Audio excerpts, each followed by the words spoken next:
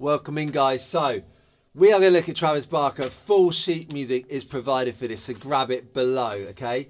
Print that off or get it up on your screen because you're going to need it. Oh man, Travis. Well, look, I'm here. I'm ready. I've got his haircut today, and Travis he's got technique behind him. And when Blink 182 were like huge in the late 90s through the 2000s, anyone like pop punk, they loved Blink 182, or it seemed that way anyway. And I got dragged into a band age 17. I wasn't a fan of the music, but the singer, songwriter, and the bass player loved Blink 182. I got dragged into it. And I had to try and keep up with these songs, play it at just the speed needed. It was nuts. So a lot of people love Travis.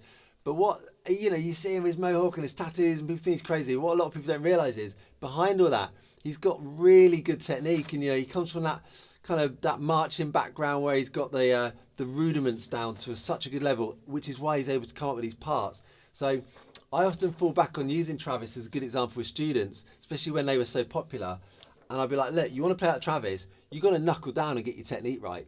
Because a lot of people when they're learning, it's like, I want the results, I don't want to put the work in. I'd be like, well, if you want to play like Travis, you've got to put the work in on the fundamental techniques. Sorry, but you do. So he's a really good sort of carrot on the stick for people that love Travis. So what we're going to look at Dumpweed, Down, Stockholm Syndrome, and I Miss You, which is a kind of live interpretation.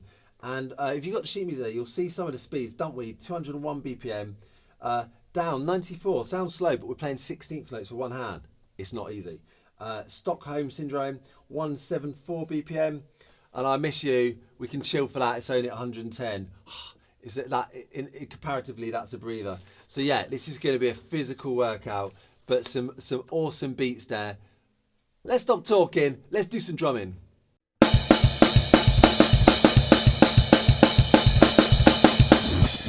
Alright guys, so first we're going to look at Dumpweed. Now this is an old tune, so it's from 1999. Oh my god. Last century. Craziness. This is fast. So this is 201 BPM. So this is one of their earlier recordings, but this album really kind of propelled them forward. So it's very rough and ready. As you kind of expect, you don't listen to punk, that whole genre, you don't listen to it for high production values. This is fast, and it's drumming like this that really put Travis Barker on the map. So let's break down this riff, which they go to. It's at the beginning, and they go to it as well after choruses. So we're up on the crash cymbal. We're going to just do one bar at a time here. We're up on the crash cymbal, crash and snare, then bass drum. And the main thing here is we're alternating. So crash and snare, bass, crash and snare, bass, crash and snare, bass, chap boom, cat boom. And then on the 4 and there's 2 bass drums. So the count for this goes 1 and 2 and 3 and 4 and Now at speed it's like back and back, like faster than that in fact. But we're going to learn it slow first. The technique I use to get those 2 bass drums just with 1 foot is I use a kind of slide motion, and we're not going to go too deep on techniques here, but you can look on Total Drummer for a video on developing that slide technique. That's my preference. Other techniques are available. I feel like it's good to learn or at least check out all the options available and then pick what works for you. But for me, that's what I would use for this. So it's kind of on the toe and then sliding forward onto the ball of your foot. But let's just work out the mechanics and the order of the notes first. Let's go super slow.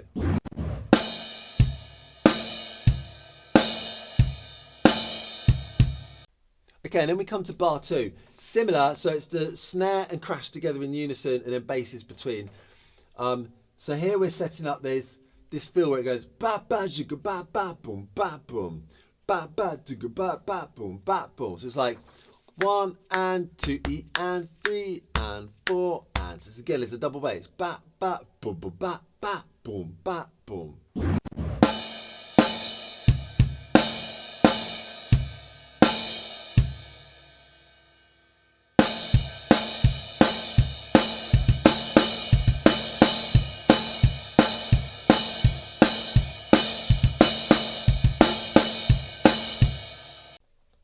All right, so let's come to the verse now. So with that riff, by the way, we did the 2 bars individually, and then once you've got them, you put them together and very gradually bring them up to speed. Always make sure the quality's there. I'm going to repeat that a lot probably because that's so important. We want to sound like Travis, we want to go fast, but actually we need to go very slow and make sure the technique's solid, make sure the notes are even, and then bring it up gradually, and you will get there. All right, but we're going to look at verse, just the bar 1. This isn't that hard. A lot of this drumming isn't that hard. It's just when you put the speed, it becomes really hard. So verse bar 1, right, just crossing our hands, right hand on the hi-hat, and we're just going 1 and 2 and 3 and 4 and. So we've got this open hi-hat on the 3 and. So we go like bass and snare, snare, 3, open hat, snare. All right, that's the count. Let's check it out on the kit nice and slow.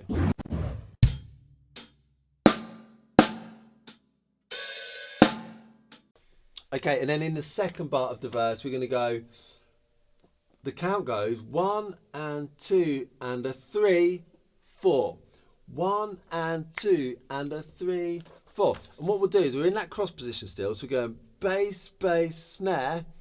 And then the easiest thing for the 2/16 notes on the hi-hat is to go right, left, and then hit the right for that open hi-hat. So you'll be like this, 1 and 2 and a 3, and then 4. Open your hands up for the floor tom and snare. All right, but that's the count. 1 and 2 and a 3, 4. So we're going to check that out on the kit now. But then once again, once you've got the 2 individual bars, it's just a case of playing them together in sequence.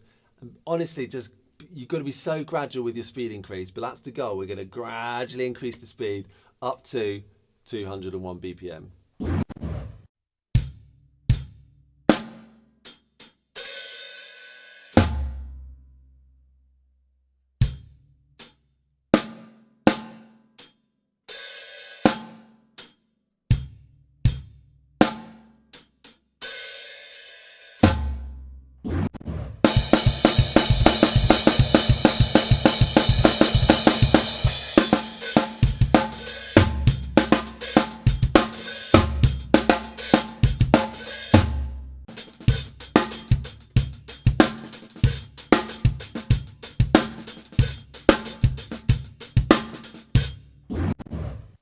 Okay, now we're moving to Down, song Down, from 2003. So we jump forward a bit in time.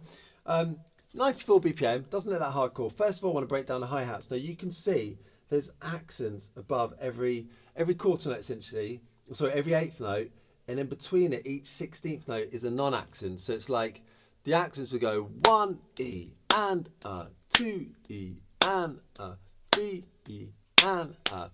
Now, at the end, you'll see some craziness, these 30-second notes. We'll cover that in a minute, but basically, the hi-hats are still 16th notes. So the hi-hats do the same thing all the way through. 1 E and a, 2 E and a, 3 E and a, 4 E and a. Right? That's pretty consistent. The only difference being, if you're sharp-eyed, you'll see at the beginning, there's an open hi-hat on the very first note.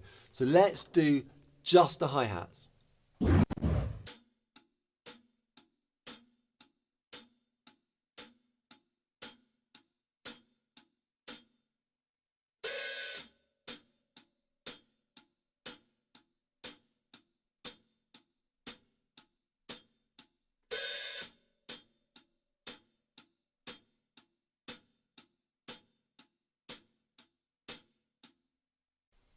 All right, so now you've got just the hi-hats. We're going to jump straight in from there and do the full beat. So we've got basses and snares.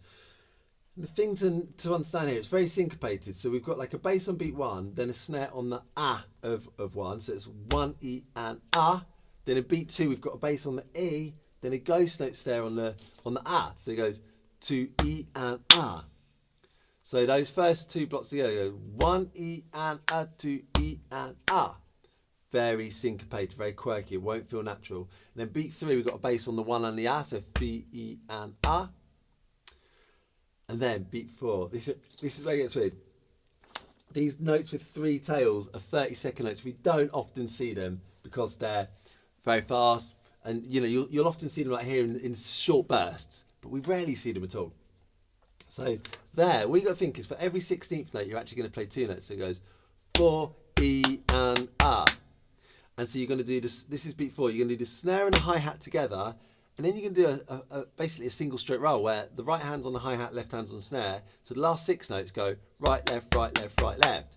So you go 4, E, and R. So to count that whole beat, I mean, there's not, I don't know a count for the 30-second notes because they're generally too fast to count, so you don't tend to count them. But play 2 for each 16th note, like 4, E, and R. So the whole beat would count as 1 E and R, 2 E and R, 3 E and R, 4 E and R, 1 E and R, 2 E and R, 3 E and R, 4 E and R. That's the count. This is a hard beat. Let's try it. Let's try it really slow.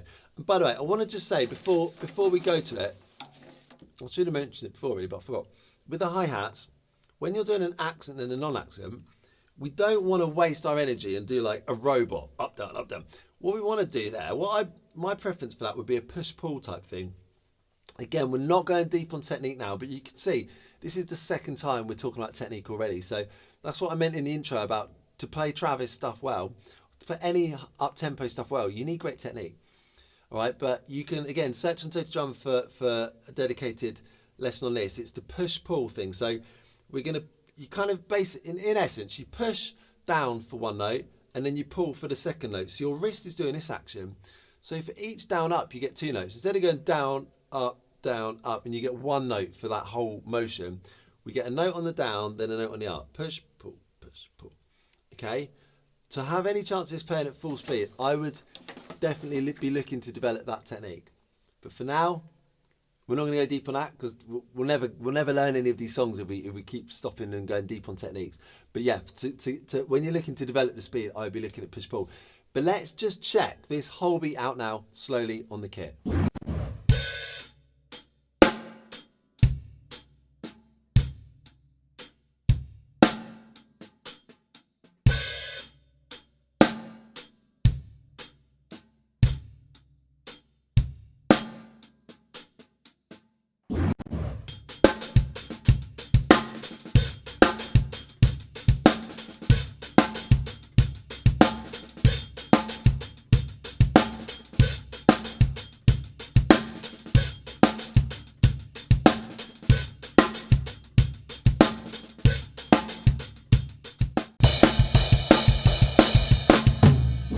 Right, and now we're going to move on to Stockholm Syndrome from the same album, 2003 album.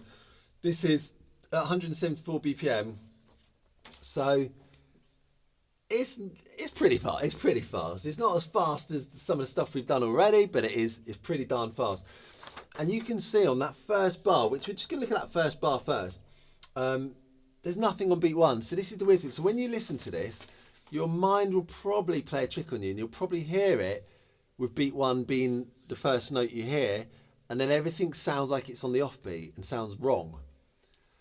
And it's just a very clever thing to do, to just miss that first note. It's a bit like Roxanne by The Police has that bit vibe as well, by Stuart Copeland. So 1, 2, 3, 4, 1 and 2, 3, 4, 1 and 2. It's just a cool thing that makes everything sound a little bit off and quirky. But that's it, you're just missing the first beat. So the way we're going to count this, and by the way, we're playing up on the crash for maximum rock. So we're going to go 1 and 2 and 3 and 4 and. Now really, this groove involves the crash being played as quarter notes, right? That's what this is based upon. But because we're missing the first quarter note and we're going straight to playing on the and, it kind of messes that pattern up. So you get a crash on the and, so then you miss the one that would be on beat 2 because you've just done one on the and then it falls into place by beat 3. So watch out for that. And other than that, the groove is going bass, bass, snare, bass, bass, bass, snare, bass, bass, bass, like it's all the bass drums on the 8th notes between the snare. But again, of course, we're missing the first one, so it disrupts that pattern. So we're going to go 1 and 2 and 3 and 4 and. So let's try that slowly on the kit.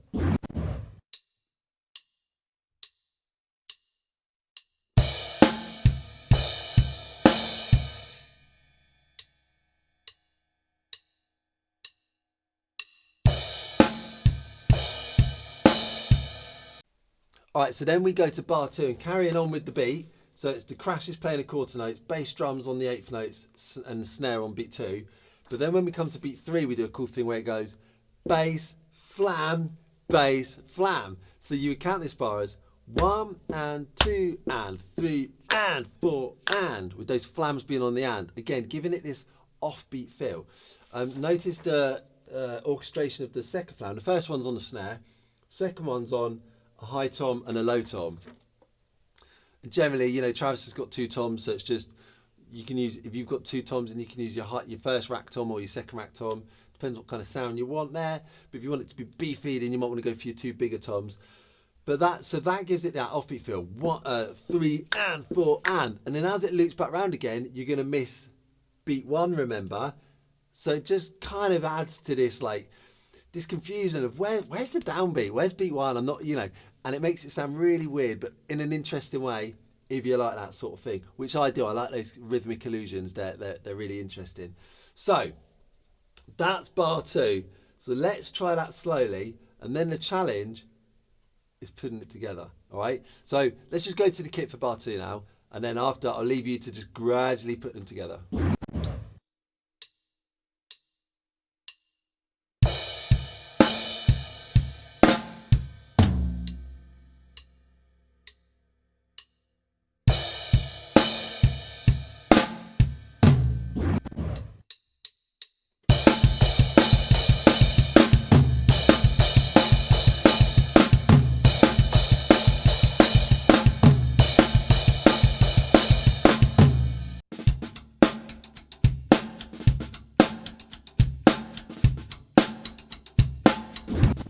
Right, now we're going to slow things down a bit, as slow as they get in Blink 182 world. This is their ballad, I suppose. This is I Miss You. Now I've gone for a live interpretation. It's quite, you know, because when you listen to the record, it's got like, is it brushes? I don't even, you know, I think it's brushes, and then it's got that woodblock sound, and it can be quite awkward. But really, why are we learning it? What's the goal here? And the goal is, if you need to play this at a gig, or if you're jamming with a band, then you need to play it. Chances are you've got a standard drum kit, you've got some drumsticks, you've got 2 toms, a bass drum, a snare, and I want to be able to get you to the point where you can play it in that scenario, or just jam along with the record, and you're not trying to worry about all that stuff. So I've studied Travis, studied what he does live. Now he does have a kind of woods block of some sort on the bass drum, but again, you don't want to go out and buy something special just for this. So what we're going to do is use the rim of the drum. So, you know, I'm going to use the rim of the floor tom with my right hand, and the rim of my rack tom for my left hand, and then we're coming down with the left hand onto the snares. Okay, so that's how we're going to do this. Let's break these down. So on your notation, you're going to see these little black triangles. So those are the rims, and up the top, above the first ledger line, so it's like up above the stave, you'll see a little line, and above it the black triangle, and the first one's on the and. That's your right hand, and we can see a few of those along the top there. If you look on the snare position, you'll see in the middle of the bar there's 2 of those triangles in the middle of the stave. That's going to be your left hand, and we'll look at that in a minute. Right, but if we just look at the right hand up the top there, the highest thing, that triangle that's highest up, it's on the and. It goes 1 and 2 and, then on beat 3 it plays the 3 and the 3 and, 3 and then 4 and. So it sounds like this: 1 and 2 and 3 and 4 and. So it's basically on all the ands, but then it chucks in a sneaky one on beat 3 as well. So I'm going to play it on the rim of the floor tom now.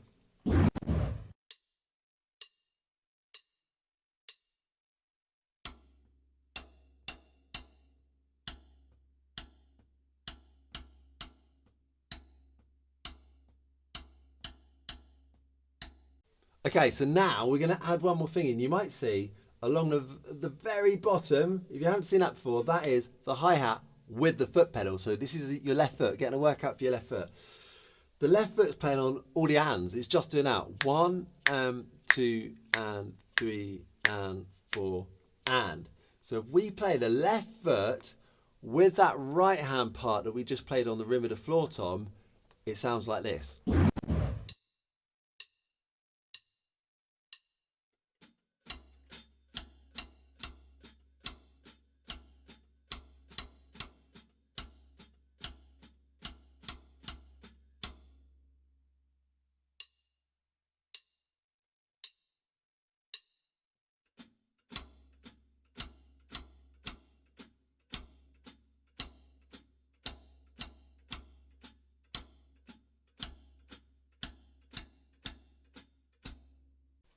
All right, so now let's look at this.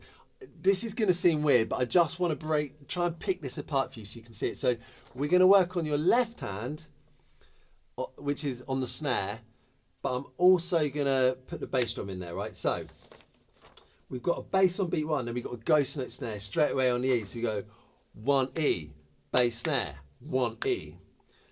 And then we've got a snare on beat 2, like a normal solid snare. And we've got a normal solid snare on beat 4 as well. But in the middle, we've got an A, a 2E, and a 3E. So an A of 2 and a 3 of E on the snare, and it's a diamond.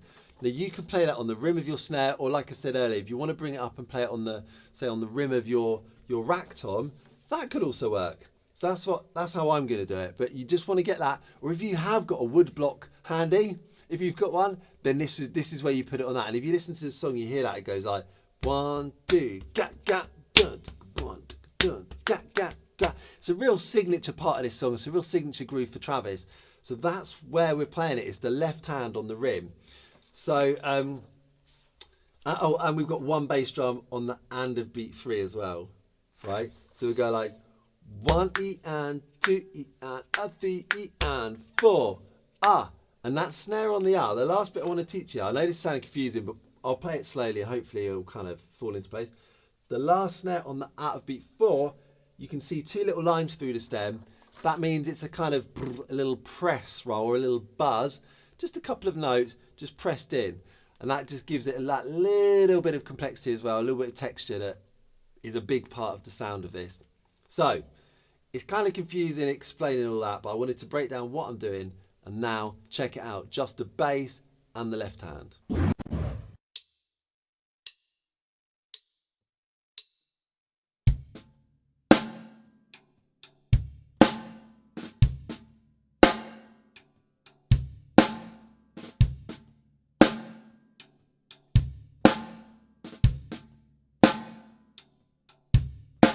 All right guys, so I've broken down the limbs in separate parts. Now we need to play this all together. Now this is kind of tricky, but what I would suggest is you get all those separate parts feeling really comfortable first and mix it up even more if you want. You know, you could do just the hands together, for example, and you could do just the feet. And I'll often approach it like that. I'll break things into different groups, do different combinations until my brain's kind of getting quite natural with as many elements as possible, and only then will I bring it all together, right? So that's what I would suggest you do. Take your time with it, break it down, you'll get there. Let's check it out slowly on the kit and then we'll do it at full speed.